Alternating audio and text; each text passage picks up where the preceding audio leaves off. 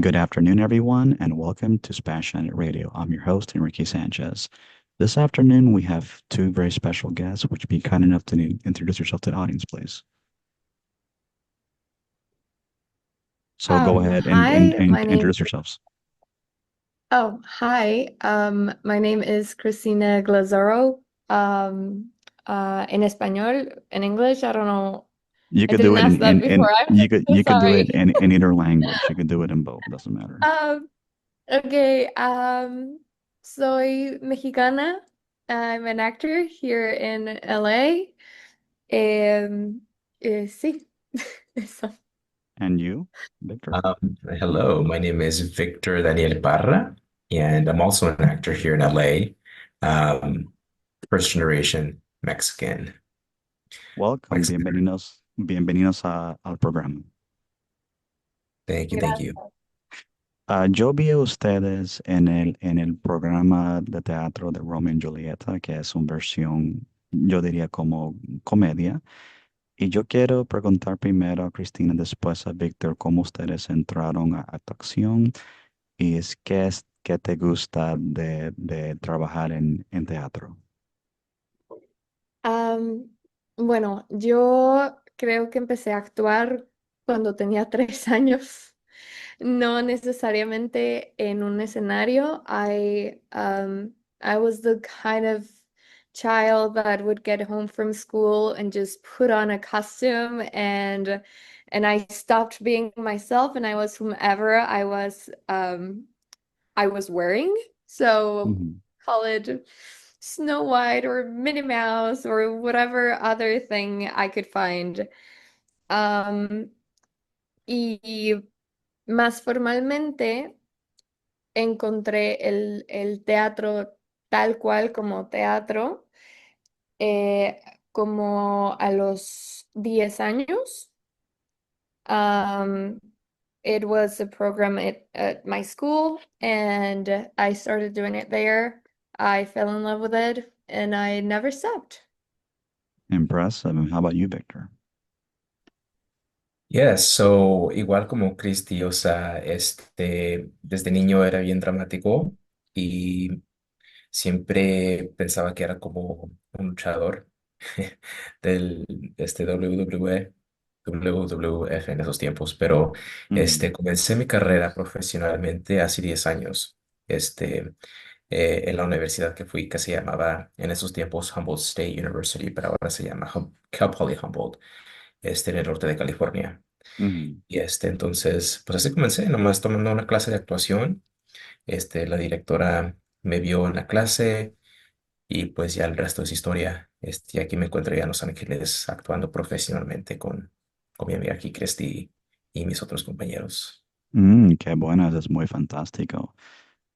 Yo creo que es muy importante que hay más latinos en actuación porque nosotros somos un demográfica que es bastante grande, pero en cuestión de representación en el media, en los artes, no se ve tanto. So, yo creo que están haciendo algo bueno, algo positivo, porque nuestra Fundación Spanish United, además de ayudar a las personas latinas en ser mejores personas, también queremos promover una imagen positiva porque estamos viviendo en un tiempo que con esta situación del gobierno, nuestra imagen no está muy bueno. So, estos programas y teatro como ustedes hacen es algo positivo que pueden hacer algo que no es de drogas o pandillas o algo negativo. So, es algo muy positivo que me gustó. Y una pregunta a Cristina, quería preguntar, ah, cuando tú hiciste de Julieta, ¿es la primera vez que tú haces esa versión de Julieta en forma de comedia? ¿Has hecho adaptación de Julieta en el versión regular de William Shakespeare? Es la primera vez que hago a Julieta completa. Se me hace muy interesante que digas que es comedia, porque siento que sí puede ser que sobre todo el primer acto pareciera una comedia, porque es muy ligero, porque es cuando se enamoran, porque es cuando pasa lo bonito. No es hasta el segundo que es cuando comienza todo el drama.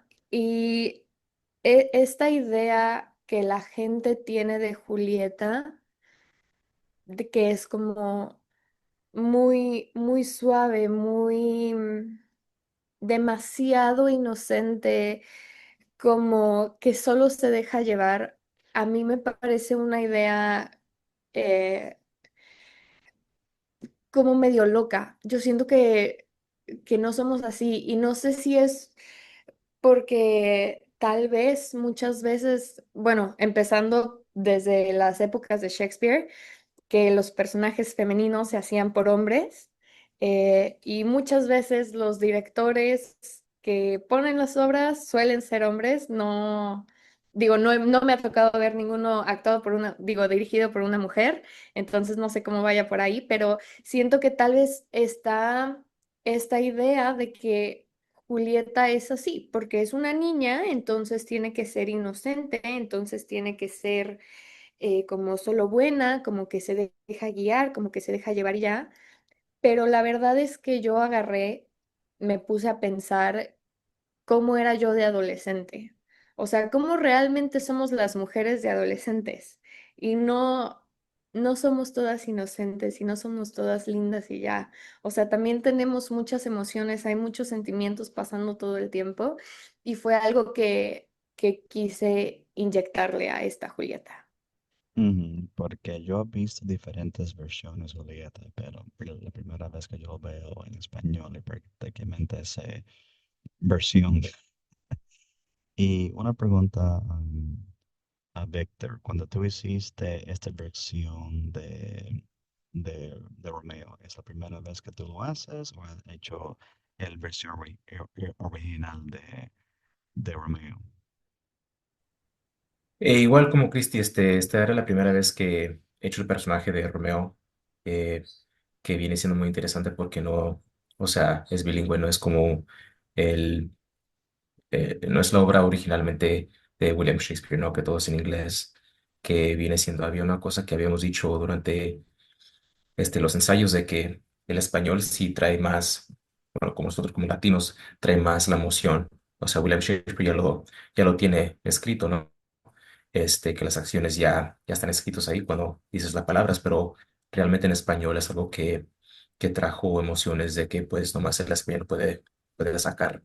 Pero era mi primera vez haciendo el personaje de Romeo y entonces pues igual, o sea, es un personaje adolescente, pero no tiene 15 16 años, 16 años como Julieta, ¿no? Ya es un poquito más maduro, 17 y 18, Ujú. este, pero pues igual, todavía es niño, está aprendiendo y pues, este, traté de jugar Romeo como si fuera alguien que sí es adolescente, pero, como un soñador, ¿no?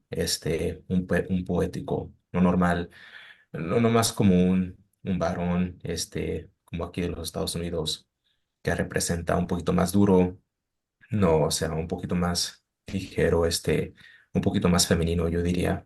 Pero sí, o sea, Romeo es un soñador y pues sí, es mi primera vez haciendo el personaje. Sí, es como decir Don Juan, pero versión más fino Ujú. en ese aspecto. Perfecto. Y otra pregunta que la audiencia quiere saber es, como actor, ah, ¿qué tú crees que se puede promover a los jóvenes que son latinos, mayormente que son jóvenes, que Ujú. quieren hacer actuación, pero lo quieren hacer positivamente? Sí, esta te lo voy a responder en inglés porque de mi experiencia pienso que daría más importancia con los latinos hombres aquí en los Estados Unidos. Pues, I would say, acting can be very a scary thing, especially as men, especially as Latinos, right? Who predominantly were raised to be, very masculine and very dominant and so forth. And sometimes people see the arts and acting in general as a very feminine um, form of artistry. And so coming from a background of, first generation border baby who has family both who are, rancheros, but then also, who have ex a past life of like cholillos and stuff like that. Right. Um, I would say it's to really let go of that fear. It's better, it's easier said than done, but I think it's important because it brings out a lot of internalized trauma that one may not see right off the bat, but that helps long term, like it did for Mm, me. And so it has opened doors outside of acting. It has opened doors of how I view, the world, of how I carry myself, of how I view, masculinity versus femininity.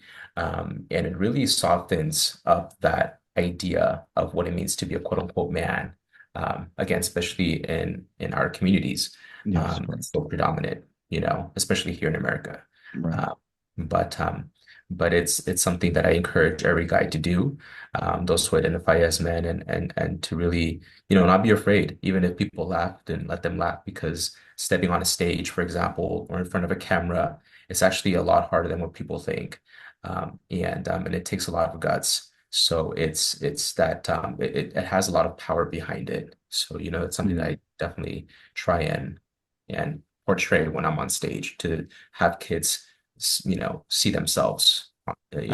absolutely. Like in the past, I've done a few plays myself, like for church, for Christmas, and acting can be difficult. Many people think acting is easy, but in reality, it takes a lot of work, especially when you have to memorize your lines and your parts, and not to be scared that people are watching you, because it's not that you're acting before an audience, you're acting before other people that are, like, for example, on the media. So I know how that is, and I've also done conferences where I do a lot of public speaking. I think we need to have more leaders in the Hispanic community that are positive, that could provide an alternative, because Spanish United, we also are a prevention organization. We try to steer away our youth, particularly those that are more at risk of getting into trouble.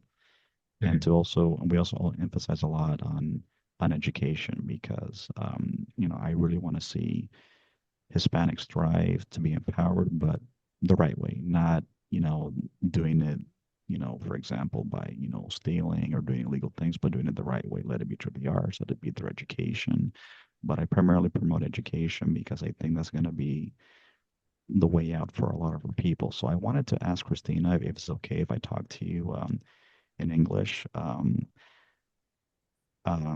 wanted to ask, as a Latina actress, like how does your image as a positive Latina actress can help the self-image of Latinas to be self-assured and have confidence without having to sexualize themselves, that unfortunately we see in a lot of our media.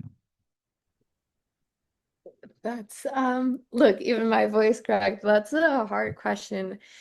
Um, I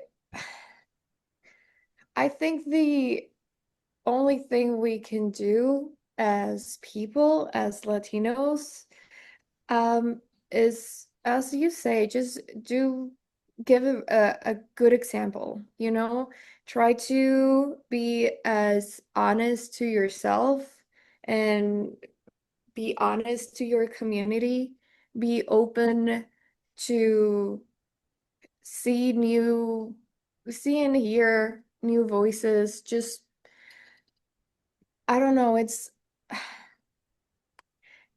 just about letting it all in and try to give the best that you have. Um, I think that as people, we all know what the right thing is. Um, it's just about being brave enough and strong enough to do it, because sometimes doing the right thing is way harder than doing the bad thing. Because sometimes it's easier to go like on like cheating ways or Mhm. I don't know, whatever other things. So what I try to do is that I try to be as honest to myself, to my people, and to what I'm doing. And I always try to give the best that I have. Um, so yeah, I think it's very important that we need to set an example to others because, as you know, Hispanic people in the United States, even though we are the largest community, in many ways, unfortunately, we're still marginalized, even though we are coming out of it little by little. But a lot of it has to do with cultural and stigma, and a lot of it also has to do with our upbringing. That because, unfortunately, a lot of our parents or grandparents weren't successful in life, it's like they don't feel that they could see us to have ambition. So sometimes in our own family, we could have the worst critics, as they say. Which is the opposite in Asian communities. Is they want their kids to be successful and thrive, and I've seen it a lot. So that's what I want to see that success implemented with our communities because I feel that since we're a larger demographic, we could do a lot more. For our communities. Like right now, we're still in the process with Spanish United of trying to get a community center going. But one of the things I would like to do is have like actors like yourselves do like workshops, for those that don't want to go to college or get some type of vocational school that they could take the road acting. And acting is not necessarily that you have to become like famous, like let's say Talia or like Key Martin, but you could make a decent living out of it. But it all takes about is learning, being coached, and at the same time having the willpower and the discipline to apply yourself to the arts. that is very beautiful what you were trying to do. Um, I do think that acting, of course, it's a way to free yourself, to know yourself and the world we live in better. Um, Creo que personalmente es lo que más me gusta de la actuación, el aprendizaje que me llevo cuando lo hago. Um, and as you say, like you don't need to become famous to be successful. Soy fiel creyente que cada quien tiene que seguir lo que quiere hacer, be that whatever it is, like whatever your goal is, solamente tenemos que ser, again, honestos con nosotros to know what we really want and then just push towards that. Um, Always trying to be, again, the best that we can, even if our best is not amazing all the time, because that's impossible. Of Um, course. just keep doing the best that we can, following whatever our hearts and our energies and the universe and God are sending our way. Um, but yeah, I think honesty is the most important thing when you start to create a path for yourself. Absolutely. Is there anything you wanted to add, Victor? Um, sure. I mean, I think, well, one, I think one of the things you mentioned earlier was we can be our worst critics, and especially everything that's going on right now. Um, as actors, we work with very, very successful actors, right? So you don't have to be famous and whatnot, but the industry is actually small. That being the case, there's not enough, Latino, Latina, Latinx, Latine, however you want to identify yourself as, Hmm. artists, actors in the industry, whether it be theater, film, TV. And that can only change unless there's an influx of us Hmm. really going for it. And if others are not going to open those doors for us, then we just have to do it ourselves, right? One way or another, um, we will be heard and we will be seen. And especially, this war going on against our people across all Latin America in the United States, it's even more important. Um, and so I'm a big believer that you know, things are going to turn out the way they're supposed to. We've been marginalized since the beginning, and so it's only up to us to really change that. What does that look like? It's little things like this, right? So it's creating opportunities for people um, who are like us, who are, first gen or international folks, um, and so forth, and just carry that torch to the newer generations. So I think it's great that, what you're trying to do is something that I think is missing, something that, is certain folks are trying to take that sort of opportunity and educational opportunities away. But I think now more than ever, we need some sort of community like that. Mm. When I started Spanish United 5 years ago, originally started as a group of 10 people and started during the pandemic, and it grew to over 1,000 people. I have 5 chapters in different states. I've been able to, for example, meet with important people. Like I've met with politicians, with mayors. I even had a meeting with the district attorney in Los Angeles, Nathan Hodgman, on my show. So it opened an opportunity that I never saw possible. Because my background is in education. I never saw myself as a community leader or civil rights leader for that matter. I've actually done a lot of advocacy for many Latinos and Hispanics that have not been able to to defend themselves.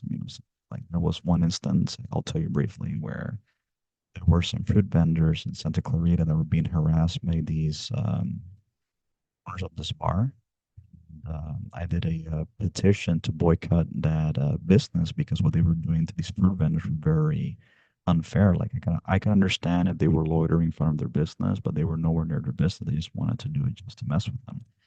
So I advocated and did a lot of, for example, boycotting of that business to the point that the business was shut down. So there are ways to advocate for the community in ways that maybe the older generation may not seem to understand because when they think of activists, they think of violence, getting to the streets, in your face. No, there are different ways to do civil rights without having to go to the streets or throw punches or throw insults. Like my approach is always using my words, using the pen.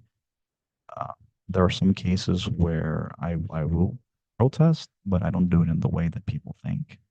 But it's always the way you speak, because the way you speak to your enemy has a lot to do with how they would be open to dialoguing with you. So I feel that's very important that we change the way that we think and the way that we speak in order to our differences met and to have situations resolved.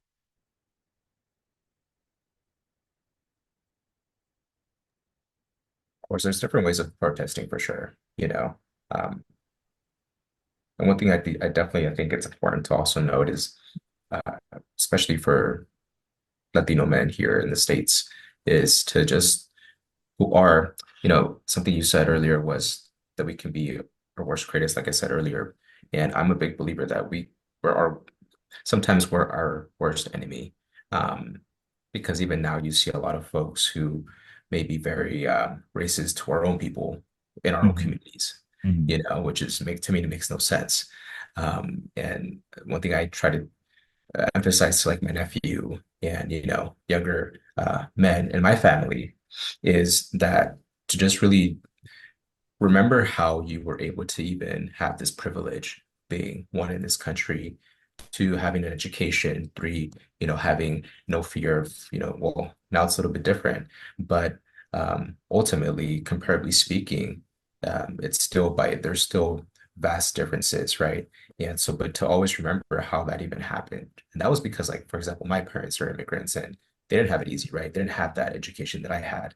Um, and then in a lot of cases, whether you're second, third, fourth generation, somebody had to really struggle for you to be actually have the opportunities that you have. And I think oftentimes in our communities, we forget that. And Hmm. we just think of the now and, well, that's not the case anymore. And, that may be correct, but, who's to say that it won't go back to that way, right? Hmm. Um, so I just thought of that as you were mentioning about the different protesting. And so there are different ways. Like for me, I just talk to my family, but there's vastly different ways. So I definitely agree with that. Perfect. And Christina, do you want to add to that before we conclude? Yeah, I mean, definitely there's a lot of ways to protest. One thing that I'm a firm believer in is that there is no resolution without dialogue, and there has to be a lot of listening for there to be dialogue. Um, so yes, just keep opening up conversations, even if they're uncomfortable. I think that the more we get to understand each other, it's gonna be easier and not just like us versus them, but us versus us, as Victor is saying. Sometimes it's very hard and it is very uncomfortable to listen and to be open to new information. Um, but I think it's necessary. And going back to theater, I think it's something theater does. It makes us look at humanity as it is, and it makes us look at ourselves and just hopefully the things we're doing, the plays that are out there, maybe not Romeo and Juliet for this specific situation, but whatever else is helping open up conversations and is helping people to get to listen to new ideas, new views. Absolutely. Well, we come to the end of our time, but I wanted to tell you guys thank you for much for being on the show. It was an honor to have you here. You're both well educated, well spoken. We need to have more young people like you being examples and leaders in the community. So, for those listening on Spanish United Radio, we are on all social media platforms. We're on Spanish United Facebook, Instagram, Twitter, now known as X. We are on YouTube. We are a nonprofit organization. Anyone that wants to donate to Spanish United, be rest assured that whatever money you donate will be used to help someone within in the community. We're a nonprofit. We accept payments through PayPal, through Cash App. So as soon as I finish with the editing, I will definitely send out the clip out to you guys, and you could share it with all of your friends, family, and platform. Thank you so much for being in Spanish United. Thank you. Have Thank yourself a you. wonderful evening. You as well. Appreciate it. Bye bye.